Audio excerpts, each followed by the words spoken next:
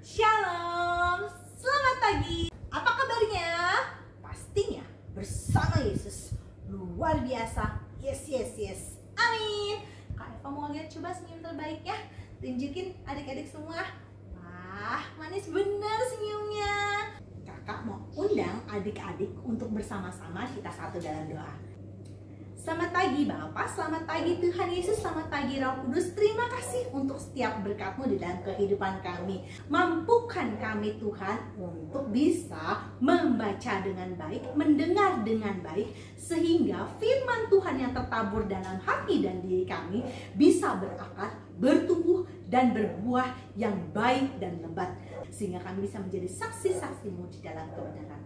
Terima kasih Bapa, terima kasih Tuhan Yesus, terima kasih Roh Kudus. Hanya di dalam satu nama, Tuhan Yesus Kristus, kami mengucap syukur dan berdoa.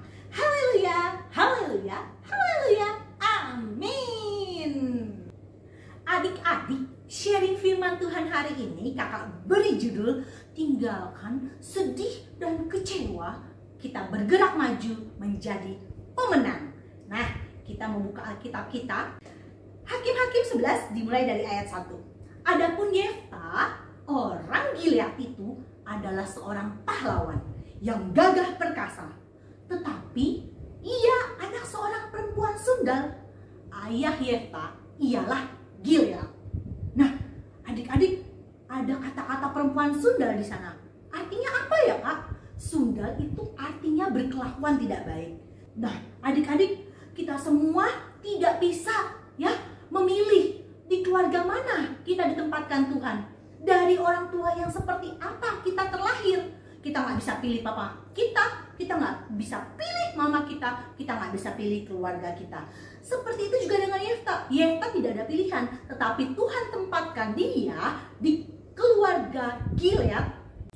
Ayat kedua, juga istri Gilead melahirkan anak-anak lelaki baginya. Setelah besar anak-anak istrinya ini, maka mereka mengusir Yefta.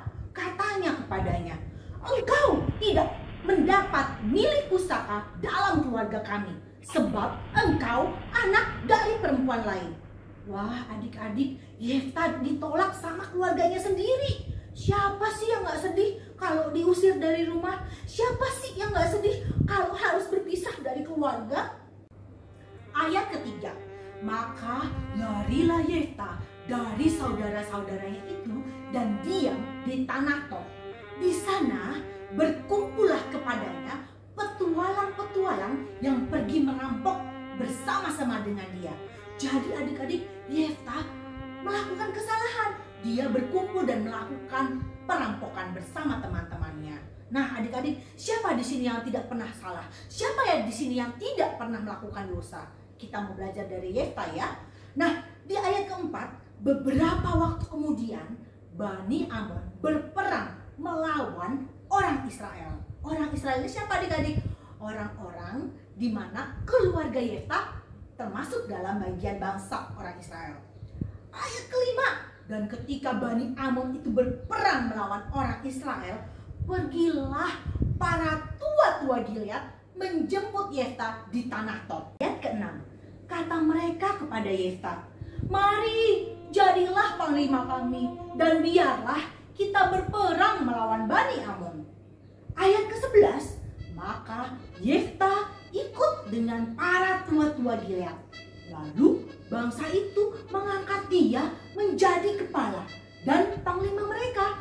Tetapi Yefta membawa seluruh perkaranya itu ke hadapan Tuhan di Mispa.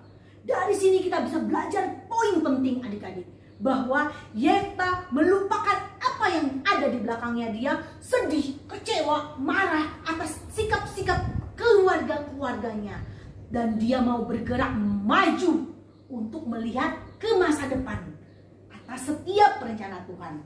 Tetapi dia menyerahkan semua seluruh, bukan sebagian, seluruh perkaranya itu dibawa Yefta ke hadapan Tuhan. Yefta menyerahkan dan mengandalkan campur tangan Tuhan untuk setiap apa yang akan dia lakukan. Ayat ke-29, lalu roh Tuhan menghinggapi Yefta. dia berjalan melalui daerah Gilead dan terus ke Manasye. Kemudian melewati Mispa di Gilead. Dan dari Mispa di Gilead, ia berjalan terus ke daerah Bani Amon. Wah, dari sini kita belajar adik-adik ya, kalau kita menyerahkan perkara kita kepada Tuhan, Tuhan akan mengutus Roh Kudus untuk memimpin kita dan untuk menolong kita. Ayat 32, kemudian Yefta berjalan terus untuk berperang melawan Bani Amon. Dan Tuhan menyerahkan mereka ke dalam tangannya. Tangan siapa adik-adik? Tangan Yefta. Dari sini kita tahu bahwa siapapun yang mengandalkan Tuhan pasti mendapatkan kemenangan. Siapa yang mau menang seperti Yefta? Ayo kakak mau lihat. Yang ini sebelah kiri kakak mau dong jadi pemenang? Nah, kalau yang tengah gimana? Mau juga dong kayak Yefta jadi pemenang? Nah, kalau yang sebelah kanan Kak Eva mau juga dong jadi pemenang? Pasti Kak Eva juga mau loh jadi pemenang. Nah, kita mau contoh ya sikap Yefta untuk bisa menjadi pemenang. Kita mau belajar dari sikap Yefta. Yang pertama, tidak melihat asal-usul atau orang tua kita jika orang tua kita punya kelakuan atau sikap yang tidak baik. Poin yang kedua, kita nggak mau mengingat masa lalu atau kejadian yang di belakang yang bikin kita sedih, kecewa, marah. Tetapi kita belajar dari yang poin ketiga, kita mau mengampuni setiap orang yang telah membuat kita sedih, kecewa, dan marah. Kita mau ke dalam poin keempat adik-adik, berdoa dan menyerahkan setiap yang mau kita kerjakan dalam tangan pengasihanannya Tuhan, karena Tuhan itu baik. Dan poin yang kelima, kita mau berjalan dengan pimpinan Roh Kudus yang Tuhan utus di dalam hati dan diri kita, dan kita siap menjadi pemenang. Amin. Nah adik-adik, yuk kita satu dalam doa. Selamat pagi Bapak, selamat pagi Tuhan Yesus, selamat pagi Roh Kudus. Kami telah mendengar sharing firman Tuhan, kisah Yefta, di mana kami belajar mau melupakan setiap hal yang membuat kami sedih, kecewa, karena kami mau bergerak maju menjadi pemenang bersamamu Tuhan, dengan mengikuti pimpinan Roh Kudus yang Tuhan utus di dalam kehidupan kami. Mampukan kami Tuhan, Engkau yang memimpin, menyertai, dan memberkati kehidupan kami dan setiap rencana kami, juga perjalanan kehidupan kami. Terima kasih Bapa, terima kasih Tuhan Yesus, terima kasih Roh Kudus. Hanya di dalam satu nama, nama anakmu Tuhan Yesus Kristus. Sama-sama kita katakan amin. Tuhan Yesus memberkati kita semua. Amin.